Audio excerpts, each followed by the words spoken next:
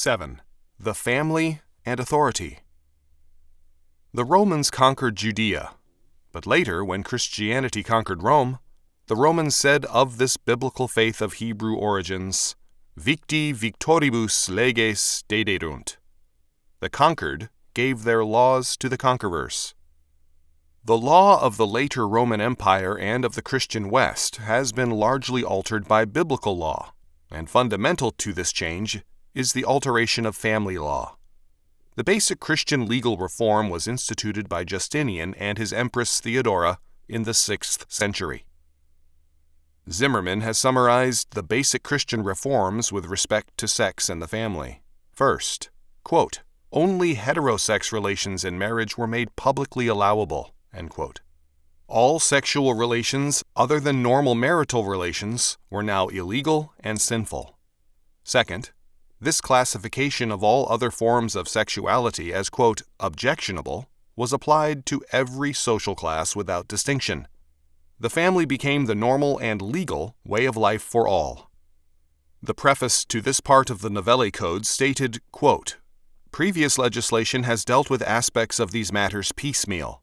Now we seek to put them all together and give the people certain clear rules of conduct, so as to make the family, de nuptiis, the standard form of life for all human beings for all time and everywhere. The purpose of this is to guarantee artificial immortality to the human species. This is the Christian way of life. End quote. Third, prohibited sex activities were made punishable by law, especially forms of commercialized sex. Fourth, and Zimmerman notes, quote, fundamental contracts involving non-family sex activities as repayment for support or gifts were made illegal, end quote. All parties in such a contract became accessories to an illegal act. Among other things, concubinage lost its legal status. Fifth, these legal steps were, quote, part of a wider movement to make the family the defined public way of life and status, end quote. The result of this legislation was the redirection of civilization. It was the creation of a, quote, family system which would fit best into planned greatness. The authors never considered a perfect man. They sought to enroll the average man in a social system which could reach some great civilized world unity, end quote. The effects of this legislation were extensive. Two important areas of change were inheritance and property. Inheritance laws were now governed by family considerations, with the legitimate wife and her children having a status not given to a concubine or mistress and her children. The limitation of inheritance to the legitimate family made the family the significant agent and power with respect to property. The family was now far more than the basic social unit. It was, in essence, the social system. It was the social system, however, without the stultifying and immoral powers of the family system of ancestor worship. In ancestor worship, the family is geared to the past and hostile to the future. In the Christian family system, the Mosaic law, as interpreted in terms of the New Testament rulings concerning the family, the perspective is on the Christian future, on the kingdom of God and its requirements for today and tomorrow. Without the authority of the family, a society quickly moves into social anarchy. The source of the family's authority is God. The immediate locale of the authority is the father or husband. 1 Corinthians 11, 1-15. The abdication by the father of his authority, or the denial of his authority, leads to the social anarchy described by Isaiah 3:12. Women rule over men. Children then gain undue freedom and power and become oppressors of their parents. The emasculated rulers in such a social order lead the people astray and destroy the fabric of society. The end result is social collapse and captivity, Isaiah 3:16-26, and a situation of danger and ruin for women, a time of quote-unquote reproach or disgrace, in which the once independent and feministic women are humbled in their pride and seek the protection and safety of a man.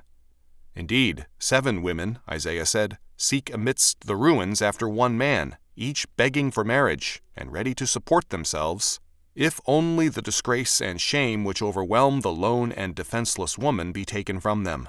Isaiah 4:1. Isaiah clearly saw the absence of the man's authority as productive of social chaos. The man as the head of the family is the necessary principle of order, and also the principle in order. Dominion is God's principle for man over nature, Genesis 1:28, and for the male in the person of the husband and father in the family, 1 Corinthians 11:1-15. Dominion as the male's nature and prerogative is to be found throughout the animal world as a part of God's creation ordinance. In animals, as Ardrey has pointed out, there is a primacy of dominion over sexual and other drives. Quote, "The time will come when the male will lose all interest in sex, but he will still fight for his status." End quote. In fact, quote, "Dominance in social animals is a universal instinct, independent of sex." End quote. This male instinct for dominion reveals itself in animals in three ways. First, in territoriality, that is, a property instinct and drive. And second, in status, a drive to establish dominion in terms of rank in a rigidly hierarchical order. And third, survival and order as a means of survival. This is true of animals in a natural setting. Zoo animals being in a welfare society are more absorbed with sex. In the male, dominion leads to increased sexual potency and longevity. Moreover, quote, "It is a curious characteristic of the instincts of order that most are masculine." End quote. The female's sexual and maternal instincts are personal and thus, in a sense, anarchistic. These characteristics are true of human life also. The woman becomes absorbed with problems of law and order in a personal way, that is, when her family and her family's safety is endangered by its decay. The man will be concerned with problems of society apart from a condition of crisis. The woman becomes concerned when social decay has personal implications, and her concern then is a major one. Male and female need each other, and godly order means marriage, the union of man and woman under God and to His glory and service. Apart from one another, or in contempt or at odds with one another, the emphasis of man and woman tends to become one-sided. Perhaps as telling an example of this as any, extreme almost to the point of caricature, is that of Henry VIII of England and Queen Catherine. Catherine, more than Sir Thomas More, deserved to become the Catholic saint of her day. More was first and last a humanist. Catherine was a godly woman of intense faith and courage. The daughter of the great Queen Isabella of Spain, she shared with her sister, wrongly called Joanna the Mad, an almost incredible absorption with the purely personal aspect of issues. As a result, her depraved father Ferdinand, whom Catherine loved blindly, was able to use Catherine as a pawn for Spanish power, almost to the destruction of England. Ferdinand had killed Joanna's husband and usurped Joanna's throne, and he had no scruples about taking advantage of any relative. Catherine was equally blind in dealing with her husband Henry, where more than personal issues were involved. Henry VIII, on the other hand, cannot be viewed in purely personal and feminine terms, as one concerned basically with his lusts. Certainly Henry was a sinner here, but his basic motive was the desire to preserve the kingdom from anarchy by gaining a male heir. Prior to his father's ascension to the throne, England had been long rent and wasted by a bloody and intermittent war of succession. Henry's basic concern was to preserve order by means of an assured and strong dynastic succession, which meant to him a male heir. This was to Henry the fundamental moral consideration, even as the personal relationship was the fundamental moral consideration to Catherine. Henry read all events in terms of his principle, and justified every step in terms of it. A talented and intelligent man, he was also immature and self-righteous. But he was not alone in considering England's situation and his own in terms of the impersonal issues of order and succession. Both Luther and Melanchthon were ready to see the answer to Henry's plight in a legal bigamy, and Pope Clement VII made a like suggestion. Attempts are made to excuse both, with little merit to the attempts. Whatever their reasons, these religious leaders made the suggestion.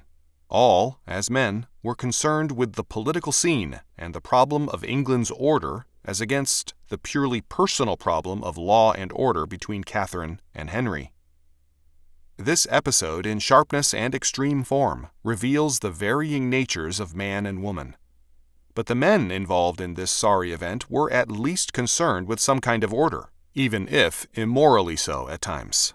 Today, men have abdicated extensively their masculinity, are less concerned with order, and more with gratification. As a result, women, because their security and that of their children is at stake, become involved with the problem of social decay and law and order. Social and political action thus becomes a pressing feminine concern. Their concern underscores the decay of society and the failure of men. Where women are concerned about their defense, it means normally that either a fearful outside invader is threatening the society, or else within the social order, men are ceasing to function as men. Matriarchal power then develops as a substitute for a normal law order. The matriarchal society is thus a decadent or broken society. The strongly matriarchal character of Negro life is due to the moral failure of Negro men, their failure to be responsible, to support the family, or to provide authority. The same is true of American Indian tribes, which are also matriarchal today. In such societies, women provide a considerable portion of the family income because the moral dereliction of the men makes it necessary. A strongly permissive element predominates in child training, and the moral failure of the male is transmitted to the next generation. The same trend towards a matriarchal society is in evidence in Western culture today. It should be stressed that contrary to popular opinion, a matriarchal society is not a society in which women rule, but rather a society in which men fail to exercise their dominion, so that women are faced with a double responsibility. They must do their own work and then work to stave off the anarchy created by man's moral failure. In a matriarchal society, women are burdened, not promoted. They are penalized, not rewarded. The principles of Christian family order were outlined in 1840 by Matthew Sorin. Quote, "The duties arising out of the marriage relation. 1. Mutual affection. According to the order and constitution of the divine government, man is appointed to rule in the affairs of this life. It is his prerogative to hold the reins of domestic government and to direct the family interest, so as to bring them to a happy and honorable termination. This appointment of God is initiated in the order of the creation, and its propriety is manifested in the order of the fall. But still, as it is the right of the husband to rule, so it is his duty to rule with moderation and love. To love his wife, even as Christ loved the church, Ephesians 5:25. And so, also, the obedience of the wife is not to be the reluctant offering of an ungracious spirit, but the cheerful service of a delighted mind. That if any obey not the word, they also may, without the word, be won by the conversation of the wives, 1 Peter 3:1-5. 2. Mutual confidence. Nothing is or can be of more importance than this in maintaining in active and energetic exercise conjugal affection. To destroy confidence is to remove the foundations of all that is excellent or valuable in the family circle. 3. Mutual attention and respect. Not the empty round of ceremonious attentions that are ostentatiously crowded into the family circle on certain occasions, seemingly more to please beholders than to express the genuine sentiments of the soul. We speak of that simple, artless, and unpremeditated respect and attention which genuine love inspires. 4. Mutual assistance. The first woman was given to man, not to live upon his labor, nor yet to labor for his living. She was designed to be one with himself. An equal sharer in his sorrows and joys, she was to be a helpmeet for him. There is a threefold assistance that married persons owe to each other, in giving interest and enjoyment to the family circle. 1. There is an assistance in promoting the temporal interests of the family. 2. Again, there is a mutual assistance in the maintenance of order, in the education and government of children. The rights of parents in their children are equal. If those children are honorable and prosperous in the world, it is the happiness of both.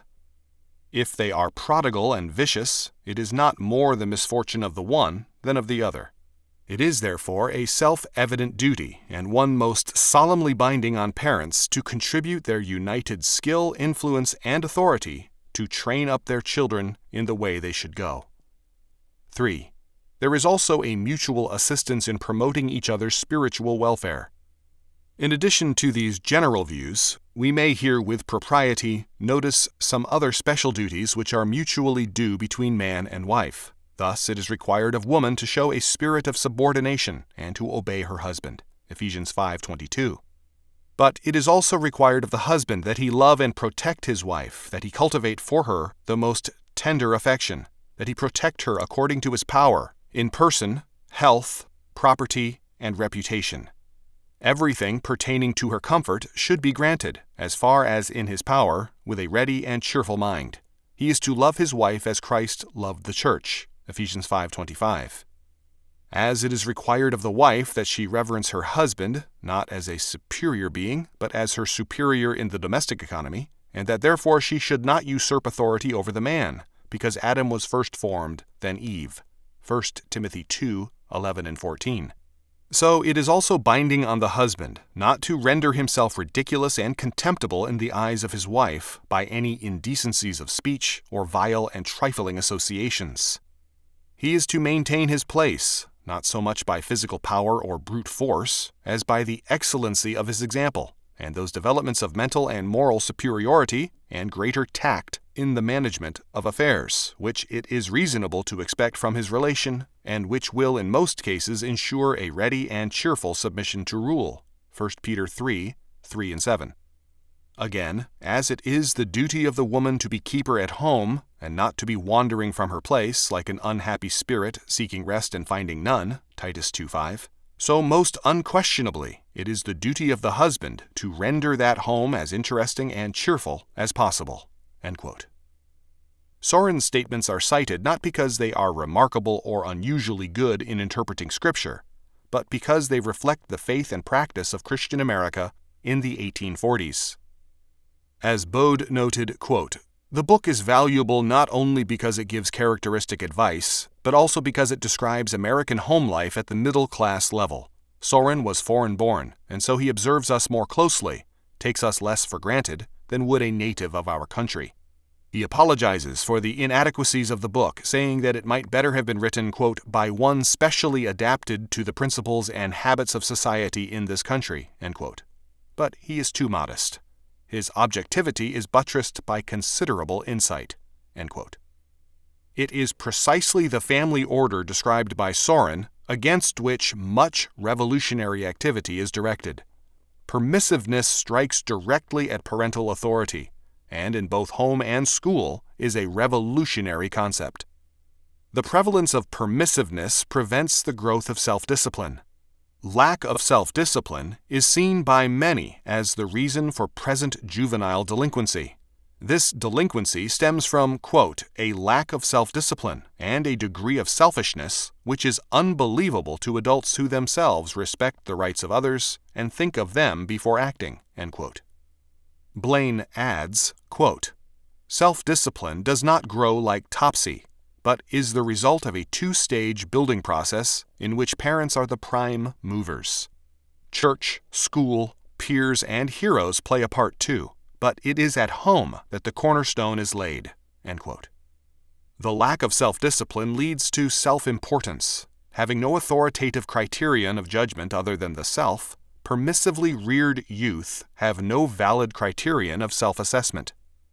In other eras, teenagers have been adults, and men of 20 and 30 have been men of affairs. The youthfulness of the men in the U.S. Constitutional Convention is evidence of the early maturity and the early capacity for disciplined action and progress of men in that era.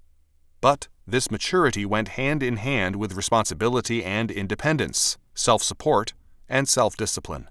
It was a natural and unified whole. Permissive youth demands, "Listen to us," and claims maturity in terms of physical growth without any attendant maturity of mind and action. The result is a self-importance based on the humanistic standard of being a human, a person. This radical inner immaturity leads to juvenile delinquency, adult criminality, a higher rate of divorce, and illegitimacy. As already indicated, this self-importance of man as man destroys all standards save that of humanity. Thus, when youthful students visited the Soviet Union, they failed to see the essential nature of that order, because they had no criterion of judgment save humanism. They concluded, quote, "People are people, no matter which side of the Iron Curtain they call home." That, at least, seems to be the discovery made by a group of 16 Valley students and their teacher leaders after returning from a 6-week study tour of the Soviet Union. End quote. This quote-unquote discovery could have been made without a journey to the Soviet Union. But when the only standard is man, then when others are found to be men also, fellow members of humanity, coexistence is a moral necessity. There is no thought of the moral character of men, because no law beyond man is recognized. Thus, an important issue of the magazine Liberation strikes out against all quote-unquote illegitimate authority, that is, any concept of transcendental law. Quite rightly, the writers see as the enemy any concept of law which has God lurking behind it. The immoral for them is the quote-unquote dehumanizing any and everything which limits man. Since every man is his own sovereign and law under this humanistic concept, Paul Goodman raises the question, quote, "Perhaps sovereignty and law, in any American sense, are outmoded concepts." End quote. This anarchism has gone so far that, quote, "a U.S. military court has ruled that conscientious objection is a valid defense to a charge of being absent without leave." End quote. The case involved a fueler of jet planes who was, quote, "absent without leave for 41 days from his post." End quote. This anarchism is a trait of old and young alike. The young are simply carrying the anarchism of their day a step further. A ludicrous example of the anarchism of the parents is the case of a woman separated from her husband for 6 years, who still wanted to celebrate the 25th wedding anniversary with a large party. This anarchism erodes the family and its authority in every age.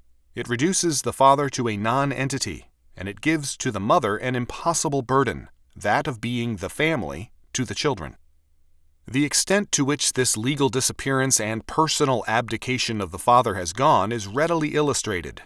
Whereas the father as the source of authority once normally gained custody of the children in a divorce, today only 6 states, Alaska, Georgia, Louisiana, North Carolina, Oklahoma, and Texas, quote, "continue to declare the father the preferred natural guardian."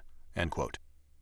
Even more revealing is the Israeli law which denies Jewish nationality to any Jew whose mother was not Jewish, because children are in this law classified in terms of their mother, not their father. All this is erosion, and it is very real. But also present is a legal assault. From within the church comes a demand for, quote, "a genuine pluralism of sexual behavior," end quote, which we are told, quote, "will certainly occur in 2 main areas. First, there will be, quote, "the dissolving of the concept that sex and marriage are inextricably and exclusively linked to each other," end quote. Second, there will be, quote, "the gradual social acceptance, if not legalization, of bigamy or polygamy and polyandry." In the next decade or 2, such bigamy is most likely to resemble the older pattern of single aunts living with a family. Social acceptance of such quote-unquote common law bigamy may well be the only way to initiate the required changes. Psychologists concerned with the mental health of older persons have recommended legalization of bigamy for persons over 60. The Church, of course, is silent so far. It has no real plans for the aged, nor for the involuntarily single. Let us hope that it will not wait too long before it even considers the merits of polygamy and polyandry in meeting the needs of millions of persons for whom it has no other hope to offer. End quote. But this is mild compared to the opinions of a Swedish doctor who wants not only equal legal rights, but special legal subsidies for those who practice incest, exhibitionism, pedophilia, Saliromania, algolagnia, homosexuality, scopophilia, and other sexual deviations. Ullerstam's system is hostile to Christian law order and would savagely penalize the Christian marital law order. Apart from these theoretical proposals, the legal steps are serious enough. In country after country, there are moves to legalize homosexual unions. The laws against homosexuality have been extensively dropped, so that a tacit legality exists. Other perversions are similarly allowed to go unprosecuted. The legal safeguards of the family are increasingly removed, so that again society is threatened with the anarchy of an anti-familistic state and its legalized lawlessness. In the name of equal rights, women are being stripped of the protections of the family and given no place except the perverse competition of a sexual market in which increasingly shock, perversion, deviation, and aggressiveness command a premium. The women who gain by equal rights are those clearly who are hostile to Christian law. The law, it must be remembered, is warfare against that which is defined as evil and a protection of that which is held to be good. In the developing law structure of humanism, warfare is implicitly waged against the parents and the family as evil, and protection is extended to perverts and lawbreakers on the assumption that their quote-unquote rights need protecting.